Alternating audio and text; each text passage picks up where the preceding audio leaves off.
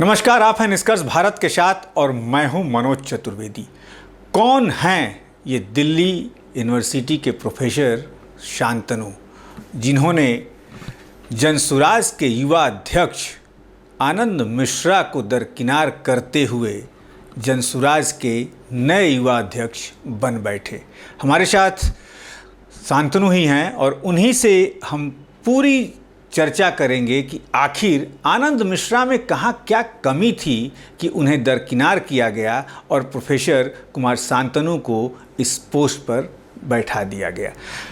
पहले तो स्वागत है आपका कुमार शांतनु। नमस्कार मनोज जी, मैं आपके और आपके दर्शकों को आपके चैनल के माध्यम से नमस्कार कहता हूं। और पहले तो आपको भी बधाई कि आप जनसुराज के नए युवा अध्यक्ष बने हैं। बहुत बहुत आभार आपका। आखिर क्या ऐसा हुआ संगठन में? देखिए, संगठन और संगठन का कार्य एक सतत प्रक्रिया है। संगठन के पदों पर योग्य से योग्य व्यक्ति आते हैं और संगठन के काम को आगे बढ़ाते हैं और फिर संगठन मजबूत होता है। मुझे लगता है कि आनंद मिश्रा जी का इस पद पर होना और फिर उसके बाद उस कार्यभार को मुझे सौंपा जाना इसी प्रक्रिया की एक कड़ी है। इससे ज़्यादा तो मुझे और कुछ वजह नहीं नज़र आती जी। योग्य से योग्य लोग आते हैं, यानी कि आनंद मिश्रा से ज़्यादा योग्य प्रशांत की नज़र में आप हैं? मैंने कहा कि योग्य से योग्य नज़र आते हैं, लोग आते हैं, इसका मतलब आनंद मिश्रा भी योग्य थे, मैं भी कुछ लोगों की नज़र में योग्य होऊंगा और मेरे बाद जो व्यक्ति आएंगे वो भी योग्य होंगे। कहा जाता है कि जो भी व्यक्ति संगठन में होता है, चाहे जिस पद पे होता है, वो अपने हिसाब से अपनी पूरी टीम बनाता है, पूरी टीम को चलाता है। अब कुमार शांतनु जो हैं, अपनी टीम किस तरीके से व्यवस्थित करेंगे ताकि चुनाव जीता जाए? देखिए मनोज जी, मुझे लगता है कि जिस कार्यभार, जिस पदभार के लिए मुझे चुना गया है, उसकी जो सबसे बड़ी चुनौती है वो ये है कि हम बिहार के युवाओं को मेन स्ट्रीम पॉलिटिक्स के साथ जोड़ सकें। बिहार के युवाओं को मेन स्ट्रीम पॉलिटिक्स में उनकी भागीदारी, उनकी हिस्सेदारी सुनिश्चित करा सकें।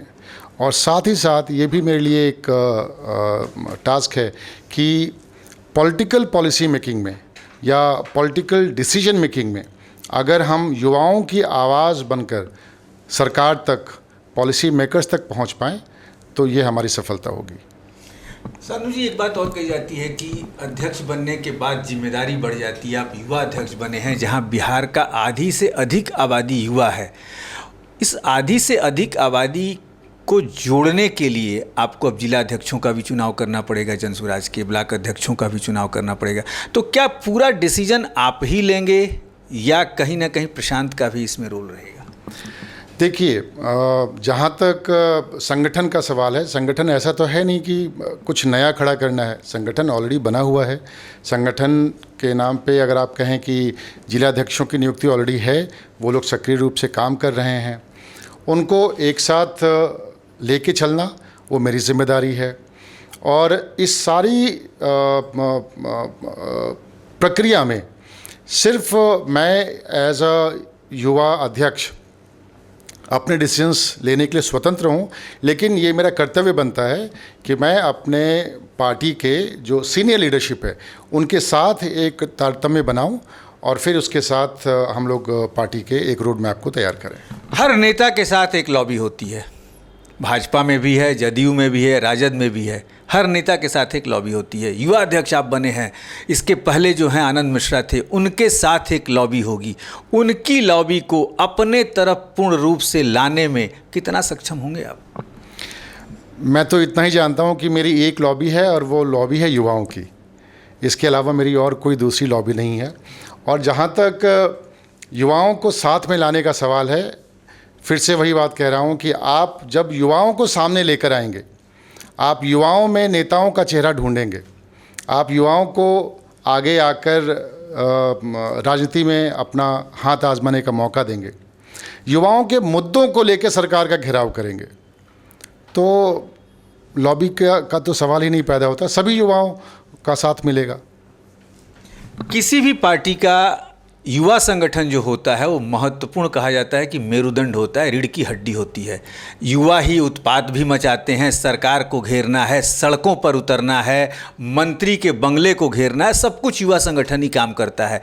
कुमार शांतनु एक प्रोफेसर रहे हैं, इस काम में कितना बढ़ चढ़ कर हिस्सा लेंगे?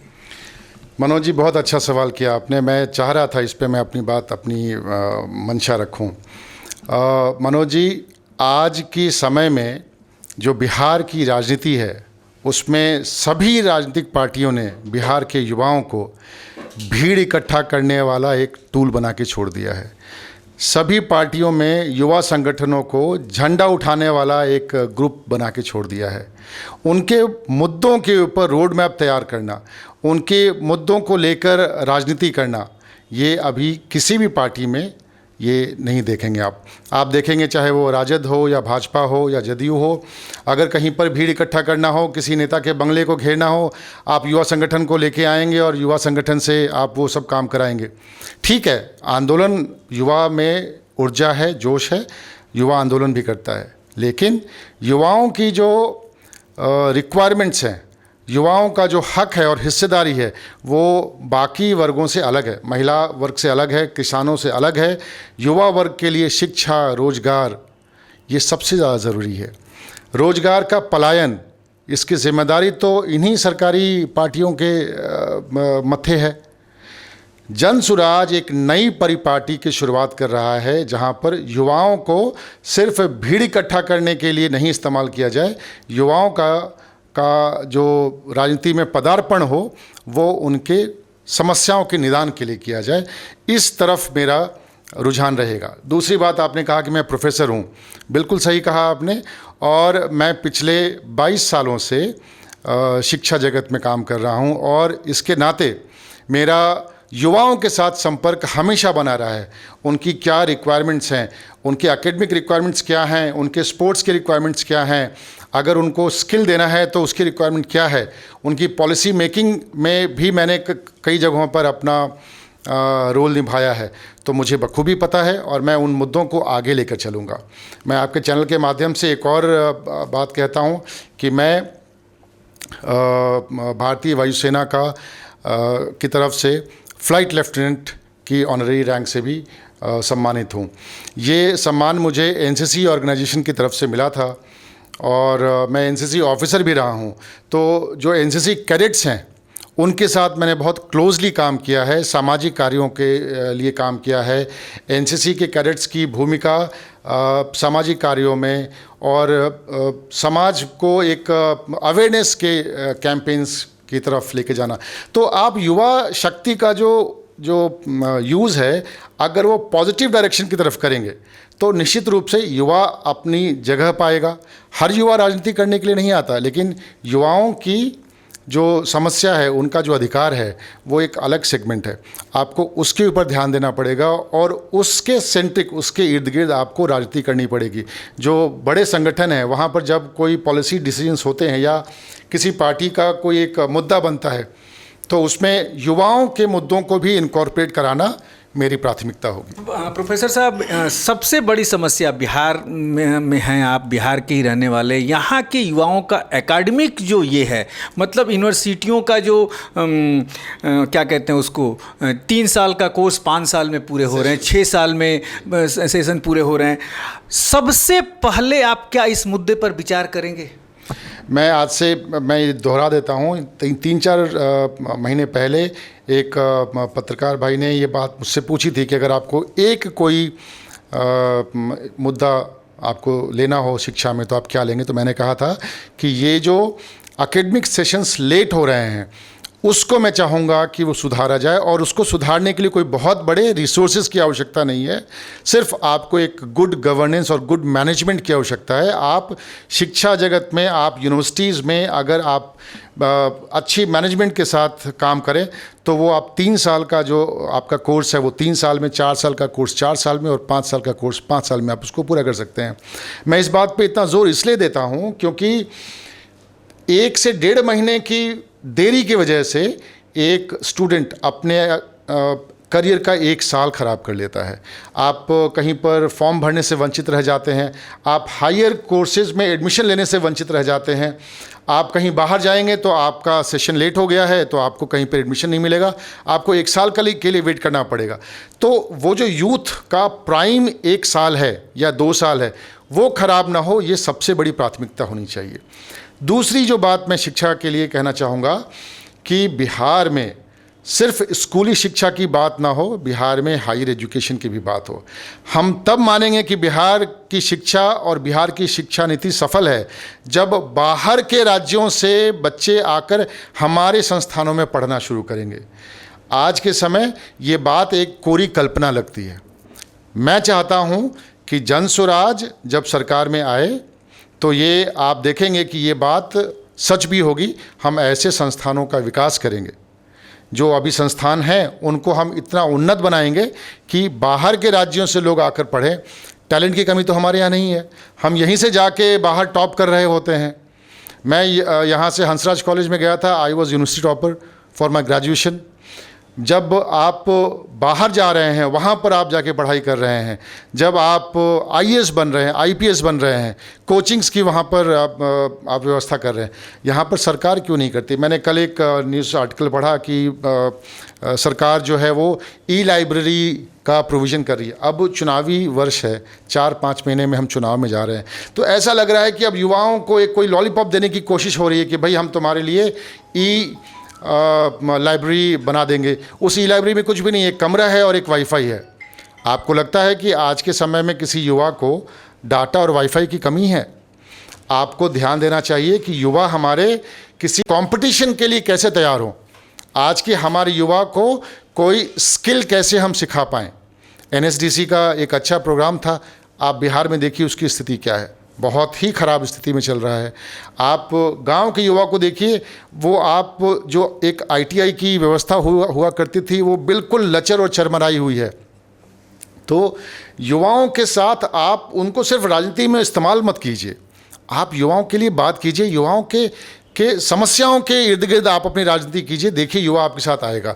और ये बात मैं आपको जन स्वराज के प्लेटफॉर्म से इसलिए कह रहा हूँ क्योंकि जन स्वराज ऐसी राजनीति की पहल करता है। एज ए शिक्षाविद आप डोमिसाइल जो है यहाँ पर लागू कर दिया गया कि भाई जो है सभी स्टेट के बच्चे यहाँ पर आकर एग्ज़ाम दे सकते हैं। बिहार के युवा बीपीएससी का एग्ज़ाम दिए, लेकिन उस एग्ज़ाम में करीब 3 लाख बच्चे बाहर के पास होकर यहाँ पर शिक्षक बन गए। आप मानते हैं कि बिहार के बच्चों से ज़्यादा तब पढ़े लिखे बाहर के बच्चे हैं झारखंड के, उत्तर प्रदेश के, मध्य प्रदेश के? बहुत क्रूशियल क्वेश्चन है ये, और मैं इस पे ज़रूर अपनी बात रखना चाहूँगा।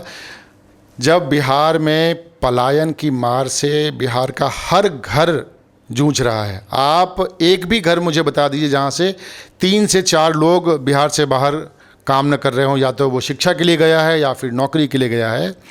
ऐसे में जब आप कहते हैं कि आप बिहार में रोज़गार के साधन और संसाधन बढ़ाएंगे, तो पहला हक तो हमारा होना चाहिए ना। पहला हक उसका होना चाहिए जो वर्षों से भूखा है। मैं किसी दूसरे राज्य के युवाओं से कोई बैर नहीं रख रहा हूँ, पर जब हमारा पेट खाली है, हम कह रहे हैं कि भाई हम अपने युवाओं को नौकरी नहीं दे पा रहे हैं, तो आप पहले अपने युवाओं की नौकरी का इंतज़ाम कीजिए। जब तेजस्वी यादव कहते हैं कि भाई हमने इतनी नौकरियां बांट दी, उस नौकरी में आपने कितने बाहर के राज्यों से नौकरी, बिहार के लड़कों को नौकरी? एग्जैक्टली यही मेरा सवाल है कि उसमें कितने बिहार के लोगों को नौकरी बांटी, ये भी तो आप बताइए। मुझे लगता है बमुश्किल 40% सिर्फ बिहार के लोग हैं। तो आप जो डाटा दे रहे हैं, एक तो वो भी फेक है, क्योंकि आपने आज तक कभी वो रिलीज़ नहीं किया कि आपने कितने लोगों को, कौन से वो नाम है जिनको इतने लाख नाम है उनको आपने नौकरी दी, उसमें से कितने बिहार के हैं, ये तो सबको पता है। आप चले जाइए किसी स्कूल में, आप चले जाइए किसी कॉलेज में, आप चले जाइए किसी ऑफिस में, आपको वहाँ पर 60% 65% लोग बाहर के राज्यों से मिलेंगे। मुझे उनसे कोई आपत्ति नहीं है। मैं तो सिर्फ ये कह रहा हूँ कि अगर बिहार के संसाधनों पे पहला हक किसी का होना चाहिए तो वो बिहार वासियों का होना चाहिए, बिहार के युवाओं का होना चाहिए।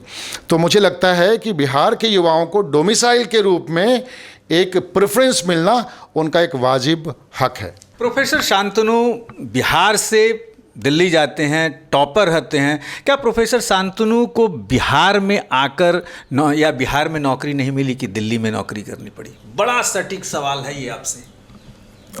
मनोज जी, जब मैं किसी को अपना परिचय देता हूँ तो मेरा एक परिचय ये भी है कि मैं उस युवा वर्ग, उस जनरेशन का परिचायक हूँ जो सुविधाओं के और साधनों के अभाव में अपनी शिक्षा लेने के लिए अपना घर बार छोड़कर बाहर गया। यहाँ पर उचित माहौल ना मिलने की वजह से, उचित अपॉर्चुनिटी ना मिलने की वजह से मैंने अपनी रोज़गार को बाहर ढूंढा। और जब आज मुझे लगा कि ये हालत बद से बदतर हो रही है तो मैंने अपने घर का रुख किया। मैं वहाँ पर अपनी नौकरी, अपना सब कुछ छोड़ के यहाँ बिहार के लिए, जन स्वराज के साथ बिहार के बदलाव के लिए मैं काम करने के लिए आया हूँ।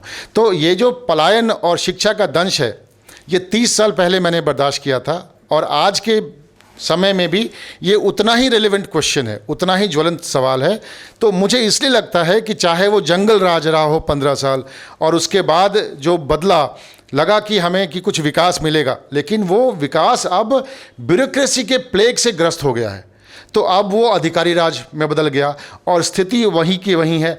आज पलायन बिहार का सबसे बड़ा मुद्दा है। आज शिक्षा में गिरावट बिहार का सबसे बड़ा मुद्दा है। आज बिहार में कृषि की बदहाली सबसे बड़ा मुद्दा है। हम ये मुद्दे लेकर जनता के सामने जा रहे हैं। जन स्वराज, मैं फिर से कहता हूं कि इसी नई राजनीति की पहल कर रहा है, जहां हम खोखले वादों के बारे में बात नहीं करते, जो सटीक मुद्दे हैं जिससे बिहार की जनता का भला जुड़ा हुआ है, हम उसको लेकर जनता के पास जा रहे हैं। और यही वजह है कि हम एक बदलाव यात्रा के साथ, प्रशांत जी, हर गांव, हर जिले में चल रहे हैं। प्रोफेसर शांतनु, एक अंतिम सवाल आपसे लेते हैं। आप दिल्ली में रहे, हरियाणा बगल में है, कृषि की आपने बात की। बिहार के युवा पंजाब में, हरियाणा में जाके दूसरे के खेतों में काम कर रहे हैं और वही हरियाणा का जो युवा है अपने खेतों में काम करता है, नई टेक्नोलॉजी के साथ काम करता है, दिन भर काम करता है और शाम को मर्सिडीज गाड़ी से दिल्ली घूमने के लिए जाता है। क्या कभी बिहार में जब आपकी सरकार आएगी ये संभव है कि नहीं युवाओं को कृषि से भी जोड़ दिया जाए? बिहार की ज़मीन मतलब अन्नपूर्णा है।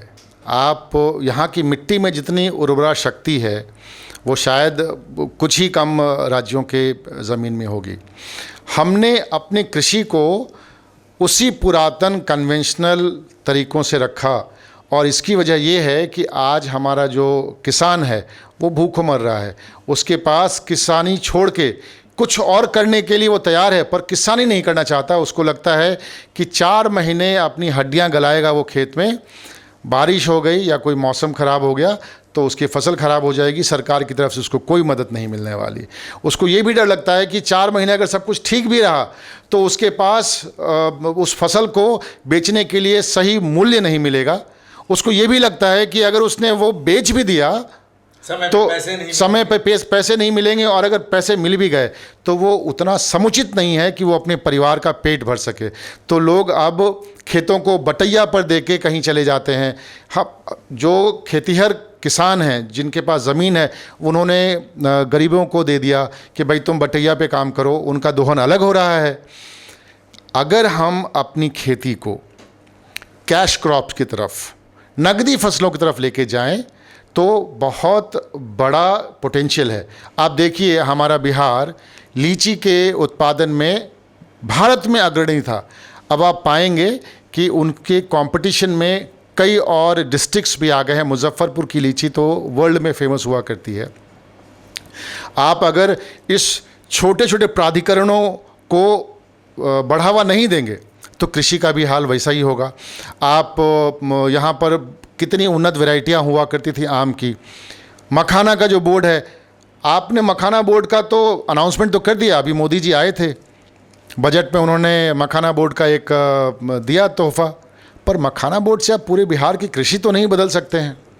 तो आपको बिहार में जो कृषि है उसको नकदी फसलों की तरफ लेके जाना पड़ेगा। और मैं सिर्फ ये बात चुनावी मुद्दों के रूप में नहीं कह रहा हूँ, मैं ये कह रहा हूँ कि जन स्वराज एक रोड मैप के साथ भी बात करता है।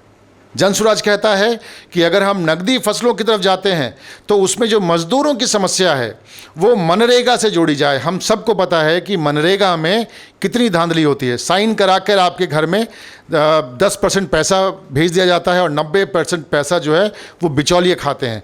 अगर किसी किसान के पास नकदी फसल है, उसको अगर हम मनरेगा के स्कीम से जोड़ दें तो किसान की जो मज़दूरों की समस्या है वो सॉल्व हो जाएगी, और जो गारंटीड लेबर का जो हमने वादा किया है मनरेगा के तहत वो भी मज़दूरों को मिलेगा। तो ये दोहरा लाभ है।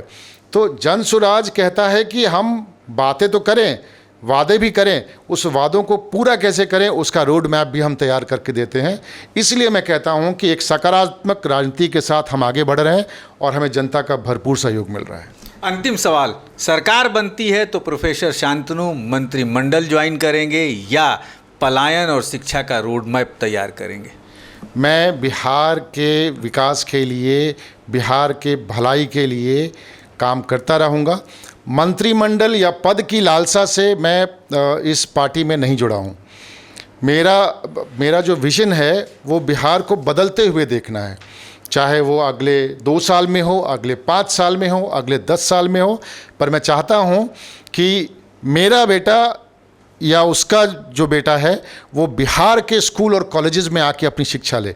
यहाँ पर अगर शिक्षा व्यवस्था अच्छी नहीं है तो मेरे जनरेशन के लोग अपने बच्चों को बाहर पढ़ा रहे हैं, मेरे जनरेशन के लोग बाहर जाकर नौकरी कर रहे हैं। जब मुझे दिखने लगेगा कि लोग वापस आकर बिहार में कुछ एंटरप्रेन्योरशिप कर रहे हैं तो मुझे लगेगा कि बिहार बदल रहा है। हम यहाँ पर इन्वेस्टमेंट की बात करते हैं, लोग आके MOU साइन करके जाते हैं, लेकिन यहाँ पर कोई इंडस्ट्री नहीं लगाता। जो इंडस्ट्री थे वो हमने बर्बाद कर दिए। तो बिहार को बदलते देखना मेरी सोच और प्राथमिकता है। मंत्रिमंडल में पद ना पद उससे मेरा कोई सरोकार नहीं है। तो ये थे दिल्ली यूनिवर्सिटी के जनसुराजी प्रोफेसर शांतनु, जिन्होंने आनंद मिश्रा की जगह ली है और जनसुराज के युवा अध्यक्ष बने हैं। सोच बस इतनी है कि मुझे मंत्रिमंडल नहीं चाहिए, मुझे कोई पद नहीं चाहिए, मैं अपने आँखों के सामने बिहार बदलते देखना चाहता हूँ। मनोज चतुर्वेदी, पटना।